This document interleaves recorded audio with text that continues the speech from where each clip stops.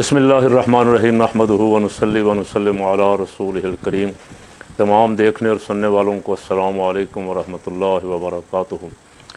بھارت نے پاکستان پر حملہ کی ناپاک سازش کی جن دنوں میں 2-3 دن بھارت مسلسل دہشت گردی کرتا رہا اور پھر پاکستان نے اس کو جواب دیا، اور میں نے بھی دیکھا، آپ نے بھی دیکھا، پوری قوم نے دیکھا کہ الحمدللہ وہ قوم جو کئی حصوں میں بٹی ہوئی تھی وہ یکجان ہو گئی، بنیان مرصوص ہو گئی، اور انہوں نے بھارت کو ہر محاذ پر، اور یہ DDISPR نے خود تسلیم کیا کہ خصوصاً سوشل میڈیا کے محاذ پر پاکستانیوں نے اسے زبردست شکست دی۔ وہ کون تھے یہ بات زیادہ کہنے کی ضرورت نہیں ہے۔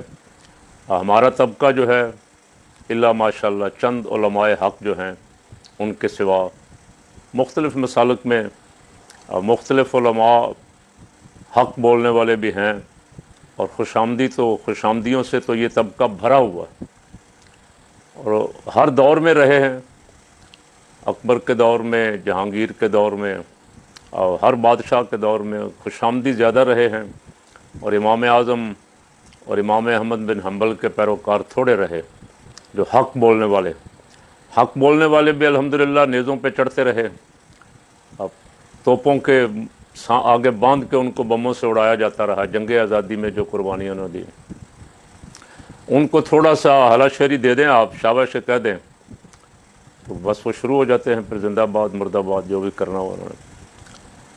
تو یہ سب مان رہے ہیں کہ جنگ جو لڑی ہے، اچھا مزیداری کی بات ہے کہ زیادہ تر اسٹیبلشمنٹ کے ساتھ بھی، حکومت کے ساتھ بھی زیادہ تر ہم آواز ہمیشہ ہی ایسے موقع پہ خاص کر کے علماء ہوتے، لیکن آپ DDISPR کی پریس کانفرنس بھی نکال کے دیکھ لیں، اور شہباز شریف صاحب نے 2-3 تقریریں جو فرمائیں اور وہ بھی جو کچھ کرتے رہے دیکھ لیں، کسی ایک پریس کانفرنس میں، ایک بیان میں بھی علماء کا، دینی حلقوں کا شکریہ ادا نہیں کیا انہوں نے۔ مساجد سے آواز بلند ہوئی، پاک فوج کی حمایت میں پہلے بھی ہوئی جنگ سے اور بعد میں بھی ہوئی، نہ مساجد کا شکریہ ادا کیا، نہ مدارس کا شکریہ ادا کیا، نہ عوام کا، اور نہ ان علماء کا۔ ایک دوسرے کا شکریہ ادا کر رہے ہیں، وہ کہہ رہا کہ کمال کر دی تو نے میاں صاحب، وہ کہتا حاجی صاحب تو نے تو پھٹے پن دیے، وہ ایک دوسرے کے، اور جن کی تعریف انہوں نے کی، مانا انہوں نے کہ پاکستان میں سوشل میڈیا نے بھی، سوشل میڈیا کے محاذ پہ بھی انڈیا کو شکست فاش دی۔ ہم تو کسی کھاتے میں نہیں ہے نا، ہمارا تو سوال ہی پیدا نہیں ہوتا کہ وہ ان کی زبان پہ نام بھی آ جائے، کو 2 بول حوصلہ افزائی کے جو ان کا ساتھ دے رہے تھے ان کے لیے یہ آ جائیں۔ چلو مفتی منیب الرحمان صاحب، مفتی تقی عثمانی صاحب، میں نے دیکھا کراچی میں بہت بڑا پروگرام، پاک فوج زندہ باد، اور تصویریں آرمی چیف کی لگا کے، پورے شہر میں تصویریں لگوا کے بڑا پروگرام۔ ان میں سے بھی کسی کا نام میں نے نہیں سنا کہ ان کا بھی نام لیا ہو۔ اب میں پھر ادھر آ جاتا ہوں، میں کہہ رہا تھا کہ سوشل میڈیا کا تو آپ نے شکریہ ادا کیا ہے۔ سوشل میڈیا کو اگر آپ پابند سلاسل کریں گے، ان کی زبان بندی کریں گے، تو پھر وہ حق تو نہیں کہہ سکیں گے، پھر تو وہی کہیں گے جو آپ کہلوانا چاہتے ہیں۔ اس کا انجام آپ نے دیکھ لیا۔ مودی نے جو میڈیا کو کنٹرول کیا ہوا ہے کئی سالوں سے اپنی حکومت چلانے کے لیے، اور یہ ظالم حکمرانوں کا طریقہ کار رہا ہے، جن کے دماغ میں فرعونیت کا کیڑا ہوتا ہے کہ ہمارے خلاف کوئی حق بھی نہ بولے، کوئی سچی بات بھی ہمارے خلاف نہ کہے، اس لیے جو سچی بات کہتا ہے اس کا پلیٹ فارم بند کر دو، یوٹیوب پہ ہے تو یوٹیوب پہ بند کر دو، فیس بک پہ ہے تو فیس بک بند کر دو۔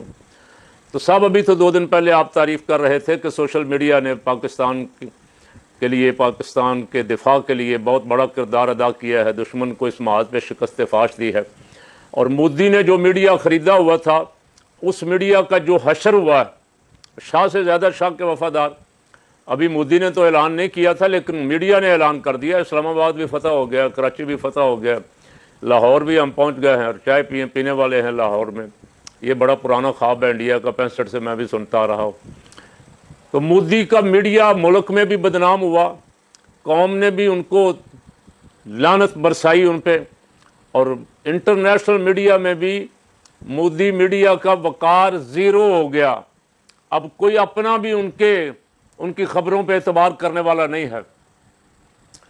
तो पाकिस्तान में कदरे कुछ ना कुछ जो थोड़ा बहुत मीडिया बोलता रहा, क्योंकि पाकिस्तान में जो दिफा किया गया वो दिखाया गया सारा, और बेहतरीन इंतज़ाम किया गया था। पहला मिसाइल छोड़ा, उसकी वीडियो, जहाँ से छोड़ा गया छोड़ने वालों की वीडियो, और जहाँ जाके वो गिरा वहाँ की वीडियो। मोदी हम पे हज़ार इल्ज़ाम लगाए, लेकिन दुनिया नहीं मानेगी, इसलिए कि हमने तमाम वीडियोस भी साथ दिखा दी हैं कि हमने किसी सिविलियन आबादी पे हमला नहीं किया, किसी इबादत गाह पे हमला नहीं किया, किसी स्कूल पे हमला नहीं किया, जबकि मोदी ने ये सारा कुछ किया।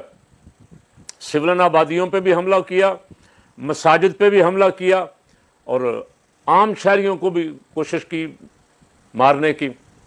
तो मैं अर्ज़ कर रहा था कुछ जंग उसके ख़िलाफ़ जो हमारे मीडिया ने, ख़ुसूसन DGI-SPR साहब ने कहा कि जो सोशल मीडिया ने जंग लड़ी है उसका पाकिस्तान की फतह में बहुत बड़ा किरदार है। तो साहब फिर आपको इससे सबक हासिल करना चाहिए कि आप मीडिया को आज़ाद रहने दें, ताकि मैं जो गड़बड़ करूं, मेरी गड़बड़ भी मीडिया जो है वो दिखाए कौम को। आप जो कुछ करें, अच्छा करें वो भी दिखाए, और बुरा करें तो वो भी दिखाए, ताकि मुल्क को आपकी बुराई के नुकसान से, हमारी बुराई के नुकसान से बच जाए। दिखाने का मकसद तो यही होता है ना, कि दिखाया जाए कौम को कौन क्या कह रहा है, क्या कर रहा है। और मैं समझता हूँ ये मीडिया की सोशल मीडिया के कमालात में से एक कमाल है कि वो जो कई सालों से अपने आप को कौम का हीरो बना के, कभी एक ख़ानदान कभी दूसरा ख़ानदान, अब मीडिया ने उनकी असलियत दिखा के उनको ज़ीरो कर दिया। वो आवाम में जाने के अहल नहीं है, काबिल नहीं रहे, हिम्मत नहीं कर पा रहे। अगर किसी फंक्शन में जाते हैं तो पूरा इंतज़ाम करके कि कोई बच्चा भी ऐसा ना हो कि जो सवाल कर सके, हमारे ख़िलाफ़ कोई नारा लगा सके, कोई मर्ज़ी की बात कर सके। और जहाँ थोड़ी सी आज़ादी होती है वो मैं और आप सुन लेते हैं कि उन्होंने क्या कहा है। तो मीडिया ने कौम को शऊर दिया है, ख़ुसूसन आज़ाद मीडिया ने। वो आज़ाद मीडिया अब कहाँ है वो आप भी जानते हैं, सारी कौम भी जानती। कौन कौन सा चैनल आज़ाद है, कोई नहीं छोड़ा। बोलने वाले जो हक बोलने वाले थे, एक एक करके चुन चुन के उन पे पाबंदियाँ लगा दी। बहुत सारों को मुल्क दुश्मन करार दे दिया, उनको मुल्क से भागना पड़ा। अब फ़कीर की राय ये है, आज भी अगर उनके साथ प्यार मोहब्बत से बैठ के मामला तय किए जाएं तो वो मुहिब्बे वतन है, अपने मुल्क में रहना चाहते हैं, जो हो वो रिपोर्ट करना चाहते हैं। कोई झूठ, कोई इल्ज़ामात, कुछ नहीं। तो थोड़ा सा दिल बड़ा करें, बजाय इसके कि आप चैनलों पे पाबंदियां लगाएं, यूट्यूब पे पाबंदी लगाएं, किसी के टिकटॉक अकाउंट पे पाबंदी लगाएं, किसी के ट्विटर पे पाबंदी लगाएं। हक बोलने दें और उसका हक के साथ जवाब दें। जाहिर है ये मेरा कौल नहीं है, ये किसी इंसान का कौल भी नहीं, मेरे रब का कौल है कि जहां हक आ जाएगा वहां बातिल नहीं ठहरेगा। अगर कोई झूठ कह रहा है, कोई गलत बयानी कर रहा है, तो उसका जवाब ये नहीं है कि उसकी ज़ुबान काट दी जाए, उसके जवाब में हक कहा जाए, हक गालिब आ जाएगा, झूठ का भांडा फूट जाएगा। लेकिन किसी को ये कहने का मौका नहीं मिलेगा कि साहब यहाँ तो बोलने की इजाज़त ही नहीं है। बहुत सारे मुल्कों में ऐसा हुआ है, लेकिन वो हर वक्त खौफज़दा रहते हैं अपने अवाम से। अवाम क्या चाहते हैं, अवाम की ख्वाहिशात क्या हैं, उन तक नहीं पहुँचती, इसलिए कि कोई ज़रिया ही नहीं है। ना कोई टी वी बयान बोल सकता है, ना कोई रेडियो बोल सकता है, ना कोई अखबार को सतर छाप सकता है। तो जब अवाम की राय हुक्मरानों तक नहीं पहुँचेगी, कैसे पता चलेगा क्या चाहते हैं लोग। तो इसलिए आवाज़ बंद न करें। सैयदना फ़ारूक आज़म रज़ी अल्लाह तआला उन्होंने गवर्नर के बेटे से कहा था, या गवर्नर से कहा था, जब गवर्नर के बेटे की शिकायत की गई कि उसने किसी गरीब को मारा है सिर्फ इस वजह से कि घोड़ा आगे गुजर गया, उसका आगे निकल गया, तो सैयदना फ़ारूक आज़म ने उस गवर्नर से फरमाया कि माओ ने तो इन बच्चों को आज़ाद जना था, तूने कब से इनको ग़ुलाम बना लिया। तो इस्लाम जो आज़ादी अता करता है वो खुदा के लिए उसे छीनने की कोशिश न करें। اگر آپ اسے چھینیں گے تو آپ کو بھگتنا پڑے گا. کل آپ ہیں، آج آپ ہیں، کل کوئی اور ہوگا. پھر آپ کو یاد آئے گا او ہو کاش یہ ہم حق بولنے کی کوئی رستہ تو باقی رہنے دیتے تاکہ آج لوگوں کو حق کا پتہ چلتا کیا ہے. تو میاں صاحب، زرداری صاحب، آج آپ حکمران ہیں، کل کوئی اور ہوگا.